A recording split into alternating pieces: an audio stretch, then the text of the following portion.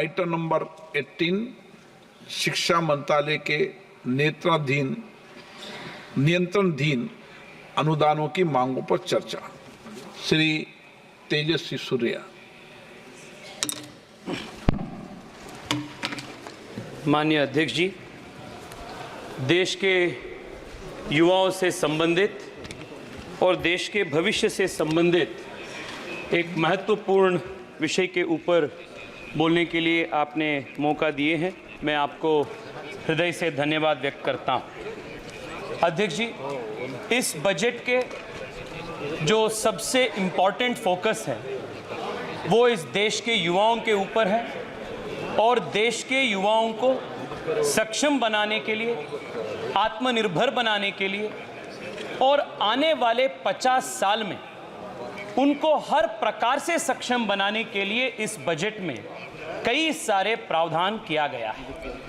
मैं सबसे पहले माननीय प्रधानमंत्री जी को और वित्त मंत्री निर्मला सीतारामन जी को इस बजट में 4 करोड़ युवाओं को डायरेक्टली और इनडायरेक्टली एम्प्लॉयमेंट, स्किलिंग और उनको एंटरप्रेन्योरशिप के माध्यम से सक्षम बनाने का योजना लागू करने के लिए और विजन और ब्लूप्रिंट लगाने के लिए मैं माननीय प्रधानमंत्री जी को और वित्त मंत्री निर्मला सीतारामन जी को मैं देश की युवाओं की ओर से बधाई देना चाहता हूं और धन्यवाद देना चाहता हूं। Madam speaker, over the last 10 years there has been a significant improvement in the infrastructure of the country's education system, in the quality of our education system, thanks to the multi-dimensional reforms that the government under Honorable Prime Minister Narendra Modi ji has made. It was always felt that governments after independence, with the exception of the Atal Bihari Vajpayee government, which introduced the Sarva Shiksha Abhiyan, which gave great primacy to improving the quality of our infrastructure in public schools, especially private in rural schools. With the exception of that, our education system was largely neglected. It did not have adequate finance. The syllabus, the curricula was very rigid. I would dare say it was out of date. It was not keeping up with the pace and need of times. It was not accessible, affordable to all sections of the people. As a result of that, the quality of human resource that the country produced over the last so many years is painfully low, is painfully inadequate for a country as large as ours. However, in the last 10 years, things have changed drastically, especially the kind of budgetary allocations the Ministry of Education has received, the importance Ministry of Education has received under the Narendra Modi government is something spectacular. Madam Speaker, I would want to draw your attention to the difference in the quantum of funding that our education department has received. In 2013-14, the budget of the higher education department was only 26,750 crores for a country as large as ours. Today, 10 years since, the education ministry's budget has increased by 78% under Narendra Modi government, and it is 47,619 crores. India is the world's most populous young country. 650 million young people in India are in the age group of 18 to 35.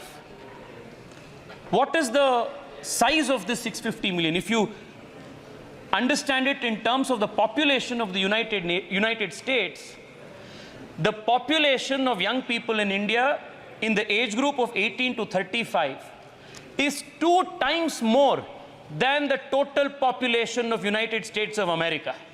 That's the amount of young people that we have to empower, upskill, educate, and provide employment opportunities with. And especially at a time when the world is facing the challenge of emerging technologies like artificial intelligence, Internet of Things, automation, finding gainful employment to such a large number of young people in a democratic country. No country in the world has faced a challenge of this kind. In that sense, it's an unprecedented challenge. Keeping this global context and domestic context in mind, the Honorable Finance Minister has presented the 5 Prime Minister's Employment and Skilling Yojana, which is going to touch the lives and transform the lives of more than 4 crore young people in the next 5 years. This is historic in every sense of the word. Madam, in the last 10 years, thanks to the renewed support, infrastructure, and the political capital that was expended on the education department, the country has seen massive growth in the education infrastructure. I would want to highlight your attention and the August House attention just to a few data points on the quantum leap the country has made in the educational infrastructure that we have made available to our young people. Pre-2014, India had 723 universities. Today, India has 1,113 universities. 390 new universities was built in the last 10 years. In the last 10 years, 7,262 new colleges were built. Pre-2014, we had 36,000 colleges in the country. We today have 43,000 colleges in the country. Higher education institutions, we had 49,000 in the country before 2014. Today we have 56,000 higher education institutions in the country, a 14% increase. The density of colleges, number of colleges to a lakh population has increased 20% in the last 10 years. In other words, education and the creation of education infrastructure has made education more affordable, more accessible to young people in this country. Madam, आप जानते हैं, इस देश में education infrastructure कम होने के वजह से मध्यम वर्ग की जनता, जिनको एक उनके जीवन स्तर से ऊपर उठकर जीवन में एक अच्छे लेवल पे आने के लिए एजुकेशन ही उनके पास एक मौका होता है, ऐसे मिडिल क्लास के लोग सांसद के पास एडमिशन के लिए जाते थे, एमएलए के पास जाते थे, उनका सिफारिश के लिए जाते थे। इसका मूलभूत कारण ये डिमांड एंड सप्लाई के बीच में जो फर्क था, ये सबसे बड़ा था। और इसके वजह से, क्योंकि डिमांड बहुत ज़्यादा था, सप्लाई कम थे, इसके वजह से कैपिटेशन फीस, इसके वजह से मैनेजमेंट फीस, मैनेजमेंट कोटा, ये सब कमर्शियलाइजेशन ऑफ एजुकेशन भी पूरे देश में था। पर आज एजुकेशन इंफ्रास्ट्रक्चर को बढ़ोतरी करने के वजह से ग्रॉस एनरोलमेंट रेशियो जो हम कहते हैं, मतलब पॉपुलेशन के हिसाब से जितने युवा कॉलेज में एडमिशन्स पाते हैं, उसमें बहुत फर्क हो चुका है। मैं आपके संज्ञान में ये लेकर आना चाहता हूं, in the last 10 years in higher education there has been a 26% increase in the gross enrollment ratio from 3.42 crore to 4.33 crores। और इसमें मैडम, आप ये जानकर खुशी लगेगा, बहुत अच्छे लगेगा हम सबको, फीमेल एनरोलमेंट जो है हायर एजुकेशन में, क्योंकि अपने महिला, अपने युवतियां जो कॉलेजेस में जा रहे हैं, उसमें 32% इंक्रीज पिछले 10 साल में हुआ है। और ये बेटी बचाओ बेटी पढ़ाओ नरेंद्र मोदी जी के जो संकल्प था, इस संकल्प के सबसे बड़ा एक इम्पैक्ट हम इसमें देख रहे हैं। और हम जानते हैं आज के ज़माने में साइंस, टेक्नोलॉजी, मैथमेटिक्स, इंजीनियरिंग, ये सबसे महत्वपूर्ण फील्ड्स होते हैं, because the world is progressing towards a tech dependent world. और स्टेम एजुकेशन पिछले 10 साल में महिला और युवतियों का एनरोलमेंट 43% ज़्यादा हुआ है पिछले 7 साल में। ये नरेंद्र मोदी सरकार के सबसे बड़े विमेन एम्पावरमेंट के एक अचीवमेंट है। यूनिवर्सिटीज़ में 51% एनरोलमेंट हुआ है, इंक्रीज हुआ है। PhDs में 81% increase in enrolment of PhDs, which shows the qualitative increase, qualitative throughput of our higher education institutions. North east में भी यही हालत है। And I must bring the attention of this house to another very important aspect. ये जो gross enrolment ratio देश में बढ़ता जा रहा है, इसका सबसे बड़ा लाभार्थी इस देश के पिछड़े हैं, इस देश के एससी हैं, इस देश के एसटी हैं और इस देश के महिला हैं। और माननीय अध्यक्ष जी, कल परसों से चर्चा बहुत सारे रिजर्वेशन के ऊपर हो रहा था और प्रतिपक्ष नेता ने भारतीय जनता पार्टी को और अपने सरकार को ओबीसी विरोधी, एससी विरोधी, एसटी विरोधी के रूप में एक पेंट करने के लिए, एक चित्रण करने का प्रयास वहां से हो रहा था। पर आज मैं आपके सामने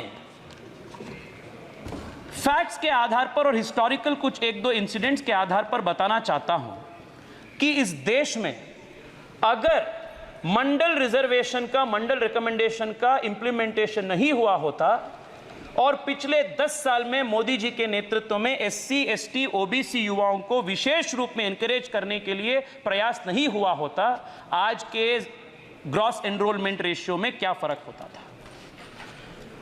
अध्यक्ष जी, पिछले 10 साल में देश के युवा जो एससी समाज से आते हैं, उनका हायर एजुकेशन में एनरोलमेंट 44% इंक्रीज हुआ है पिछले 10 साल में। और एससी समाज से जो महिला आते हैं, युवती आते हैं, उनका एनरोलमेंट 51% इंक्रीज हुआ है पिछले 10 साल। जनजाति समुदाय से जो आते हैं, ऐसे एसटी स्टूडेंट्स का एनरोलमेंट 65% इंक्रीज हुआ है 10 साल। जनजाति महिला युवतियों का एनरोलमेंट 82% हुआ है पिछले 10 साल। ओबीसी युवाओं का एनरोलमेंट 45% ज्यादा हुआ है पिछले 10 साल। ओबीसी महिला युवतियों का, महिलाओं का, स्टूडेंट्स का एनरोलमेंट 49% हो चुका है। यह नरेंद्र मोदी सरकार की प्रतिबद्धता है। On the other hand, madam, when the Mandal Commission recommendations were tabled for more than 10 years, neither Indira Gandhi ji nor Rahul Gandhi ji moved an inch on implementing the Mandal Commission reforms. If there is any government and if there is any party that has been the most anti-OBC, most anti-SC, ST party, it is the Congress party and the Congress party's government. Madam, OBC के खिलाफ, SC, ST के खिलाफ इनका नफरत इतना था, ये एक इंटरव्यू में बाहर आता है। 3/3/1985 को माननीय राजीव गांधी जी ने नव भारत टाइम्स के एडिटर आलोक मेहता को एक इंटरव्यू देते हैं और इस इंटरव्यू में माननीय राजीव गांधी, तत्कालीन लीडर ऑफ ऑपोजिशन, वो एक बयान देते हैं और ये बयान मैं पढ़ना चाहता हूं और इस अगस्त हाउस के रिकॉर्ड में मैं ले आना चाहता हूं। राजीव गांधी जी कहते हैं, आरक्षण के नाम पर बुद्धुओं को बढ़ावा नहीं दे सकते हैं। जो आरक्षण के अधिकार वर्ग है, उनको राजीव गांधी जी ने बुद्धू कहे थे। This is the quality, this is the intention, this is the thinking of the Congress party top leadership. और आज आप देखिए कर्मा कैसे वापस आता है। जिन वर्ग को बुद्धू कहा गए थे, उस पार्टी का नेता को जनता क्या कह रहे हैं, आप सोचिए, कर्मा कैसे वापस आता है। माननीय अध्यक्ष जी, we have also made tremendous progress in the quality of our education system thanks to the introduction of the national education policy. देश की एजुकेशन पॉलिसी लगभग 30 दशक से रिव्यू नहीं हुआ था। और एजुकेशन ऐसा फील्ड है मैडम, हर 3 साल, हर 5 साल में अपडेशन की जरूरत होते रहते हैं। If you do not update our curricula, if you do not update our syllabus, if you do not update the quality of education that we are providing to our children, there is a very high chance of them learning things which are not required. और इस देश के education system का हालत ऐसे हो गया था, ये एजुकेशन सिस्टम को, एजुकेशन पॉलिसी को नहीं रिव्यू करने के वजह से आप में जो भी क्वालिटी है, टैलेंट है, आप या इंजीनियरिंग नहीं पढ़ेंगे, या आप मेडिकल नहीं पढ़ेंगे, या आप एक दो प्रोफेशनल कोर्सेज नहीं पढ़ेंगे, तो आपको वैल्यू ही नहीं था। और इसलिए पूरे देश में एक प्रकार से रैट रेस शुरू हुआ। सब आईआईटी में जाना है, सबको इंजीनियरिंग ही करना है। और मैं तो बैंगलोर में आता हूँ, बैंगलोर से आता हूँ, और बैंगलोर में ऐसा है कि आप पहले लाइफ में इंजीनियरिंग करो, उसके बाद आप जो करना चाहते हो वो करो। This was the quality of our education system because we did not review our education system, our quality of our education provision to make it flexible, to make it up to date. And I would flatly blame all the previous governments, 70 years, which did not review the education system properly and make it more creative, innovative, making it more problem-centric, problem-solving centric. And this was changed by the introduction of the National Education Policy 2020. Madam, 34 years के बाद, लगभग 30 दशक के बाद देश के education system का एक आमूलाग्र परिवर्तन देश में लाने के लिए माननीय प्रधानमंत्री जी एक नेशनल एजुकेशन सिस्टम का, नेशनल एजुकेशन पॉलिसी का, एक नया पॉलिसी का इंट्रोडक्शन 2020 में हुआ। इसमें 3-4 बड़े चेंजेस हैं। मैं आपके माध्यम से देश के युवाओं का ध्यान इस विषय पे आकर्षित करना चाहता हूं। सबसे बड़ा जो चेंज हो चुका है वो अपने एजुकेशन चॉइस के फ्लेक्सिबिलिटी पे। इससे पहले क्या होता था, if I was interested to study say history and also study along with it say physics, I did not have the opportunity of choosing both a science subject and a subject with social sciences. If I wanted to study economics, and at the same time if I also wanted to study, say, art, or if I wanted to say mathematics, I would not get the opportunity because there was an inherent rigidity that did not allow for these multidisciplinary courses to be taken. For the first time, the National Education Policy has now introduced a flexibility in our higher education where the student is now free to choose the subject that he wants to study. I think this was a long pending reform that crippled the creativity and the talent of our young people by crippling this choice, by not giving them this choice. I think this availability, making availability of the flexibility of choice for a student to choose the option that he wants, the subject that he wants, is a very welcome reform that the NEP has brought. Madam, the second big reform that NEP has brought is with respect to changing the focus of our education system from what was essentially a Eurocentric, Euro-created, colonized education system to an India-centric education model. And two big aspects demonstrate the change that has taken place in this sector. One, the focus on mother tongue based education system. All over the world, Manya Adhyaksh ji, it has been proven through various education systems, education surveys, that the most effective medium of teaching, especially in the formative years of 2 to 8 years old for children, is in the mother tongue. And those children who learn non-trivial educational concepts in the mother tongue, their retention capacity, their understanding capacity, their comprehensive capacity is far higher than compared to students who would have learnt a particular concept in a non-mother tongue language. But for a long time, this colonized obsession of English medium education, I am not taking away the importance of learning the English language, but the obsession of English medium education, even at the primary stage, was a very big challenge for our young people, especially the children from rural areas, to understand the fundamentals of any subject. For the first time, the education policy has made it mandatory for primary education to be in the mother tongue in the country, thereby strengthening the regional languages of this country and also the mother tongue languages of this country. It is also, I'm coming to Hindi imposition, sir. I'm coming to Hindi imposition. I also come from Karnataka, which is a non-Hindi speaking state. Please give me 2 minutes. I'll come there. माननीय अध्यक्ष जी, ये education policy के NEP के जो vision statement है, इस vision statement के beginning में एक बहुत इंटरेस्टिंग लाइन लिखाया जाता है, that we are moving towards a India centric education system.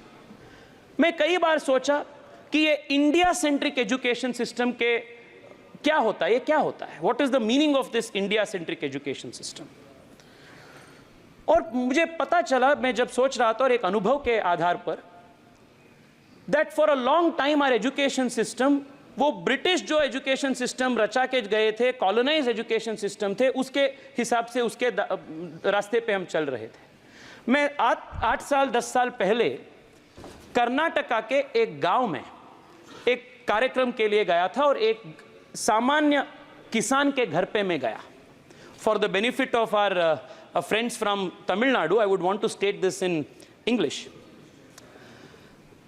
I had visited the house of a farmer in one remote part of Karnataka about 8-10 years ago. In the evening, we were sitting and chatting with the farmer. The young child from school, the farmer's kid, comes back from school with the uniform, a convent school, removes his bag and everything, changes into home clothes, comes and immediately starts studying and making his homework. It was like a very good boy who goes to school, comes back and immediately starts working on the homework. But the farmer father seemed very agitated. He said, "Aap andar jao, get inside, don't sit in front of me." I asked the farmer, "Your son seems to be a very adarsh balak. He goes to school, came back, immediately started doing homework. But why are you so angry? Why are you shooing him away?" The farmer father said, "From the last 4 years, we have not had rainfalls in our state, in our village. But every evening, my kid who goes to this English medium school comes home and starts saying, 'Johnny, Johnny, rain, rain, go away, little Johnny wants to play. Rain, rain, go away, little Johnny wants to play.'" What he meant to say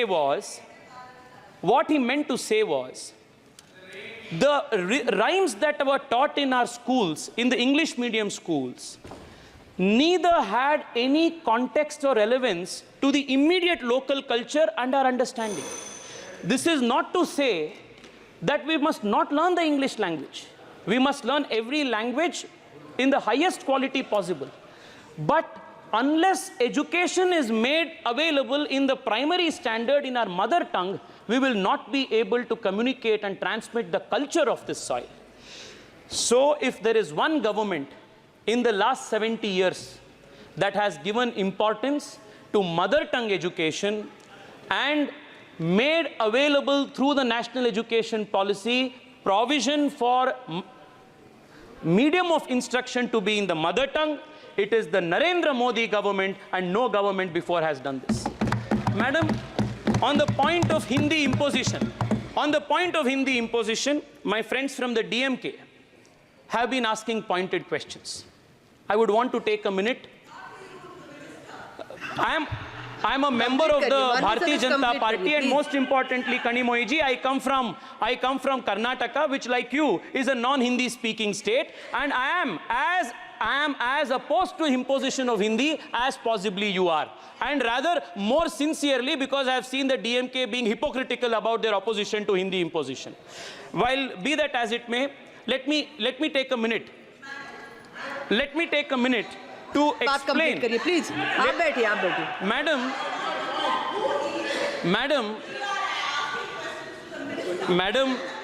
Madam, in this country, please complete करिए. In 1968, the first national education policy was introduced. The first national education policy mandated a 3-language policy. And this 3-language policy from 1968, from the first national education policy. Please माननीय सदस्य complete करिए. Madam, आप मैं 2-3 minute में complete कर रहा हूं, ये बहुत इंपॉर्टेंट विषय है. 1 मिनट में अपनी बात कंप्लीट प्लीज. मैडम, 1968 में first national education policy was introduced. From the first national policy, education policy, to the 2020 education policy, other than the Narendra Modi government's education policy, every education policy that introduced a 3-language formula said you must compulsorily learn Hindi and another Indian language. Sir, please listen to what I am saying. Other माननीय than सदस्य, our आप national, complete you should करिए have अपनी asked बात this को। question to your Congress people. Why did they impose Hindi? We have introduced an education policy. 1 second, sir.